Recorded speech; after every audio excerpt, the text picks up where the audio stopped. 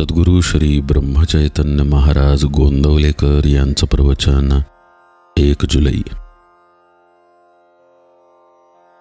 गुरु कशाला हवा?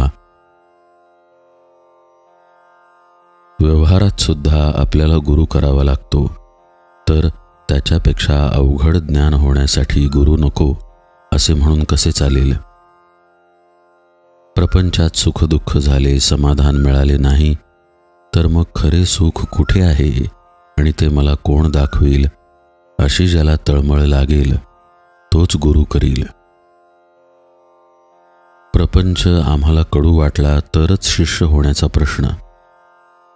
शिकावे असे ज्याच्या मनात येते तो शिष्य, आणि जो शिकवतो तो गुरु।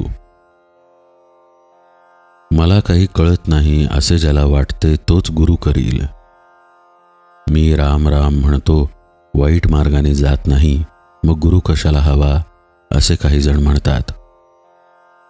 मी केले ही जाणीव आड येते, म्हणून सद्गुरूची आवश्यकता आहे। सत्कर्माचा अभिमान जर आपल्याकडे घेतला तर रामाचा विसर नाही का पडला? अभिमान गेल्याशिवाय राम नाही भेटणार। देवाजवळ गेला तरी नामदेवाचा अभिमान नाही गेला, म्हणून भगवंतांनी त्याला गुरु कर म्हणून सांगितले। संताच्या कृपेने दुखणे बरे झाले म्हणून त्याला मानणे हे खरे नव्हे। जो शिष्याला विषयात ओढील त्याला गुरु कसे म्हणावे?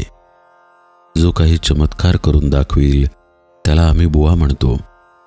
संताची परीक्षा आम्ही बाह्यांगावरून करतो। सर्वाभोवती भगवंत ज्याला पाहता येईल त्याला संताची खरी ओळख होईल।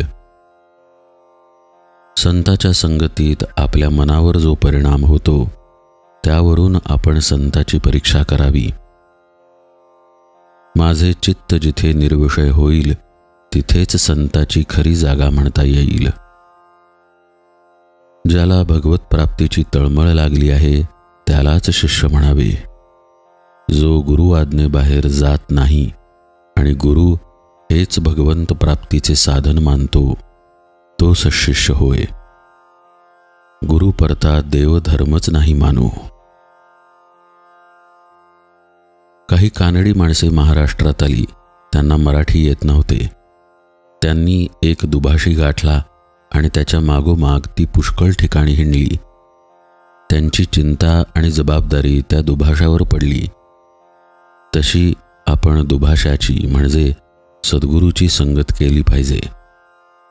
तो म्हणेल तिथे जावे, तो सांगेल तसे करावे, मग परमात्मा मिळेलच। शास्त्रे आणि वेद अनंत आहेत, ते शिकायला आपल्याकडे वेळ कुठे आहे? सद्गुरूंनी नवनीताप्रमाणे सर्व साधनांचे सार असे जे नामसाधन सांगितले ते आपण करावे, म्हणजे भगवंताचे प्रेम लागेलच। बाजारात गेल्यावर जो माल आपल्याला अनुकूल आणि माफक दराचा असेल तोच घ्यावा। त्याप्रमाणे परमार्थाच्या अनेक साधनात आपल्याला अनुकूल आणि माफक असे नामस्मरण हेच एक उत्तम साधन आहे। तेच करावे आणि आनंदाने राहावे। भगवंताबद्दल जिज्ञासा उत्पन्न होणे ही खरी भाग्याची गोष्ट आहे। असा जिज्ञासू शिष्य भेटला तर संताला आपले स्वतःचे सार्थक झाले असे वाटते। जानकी जीवन स्मरण जय जय राम।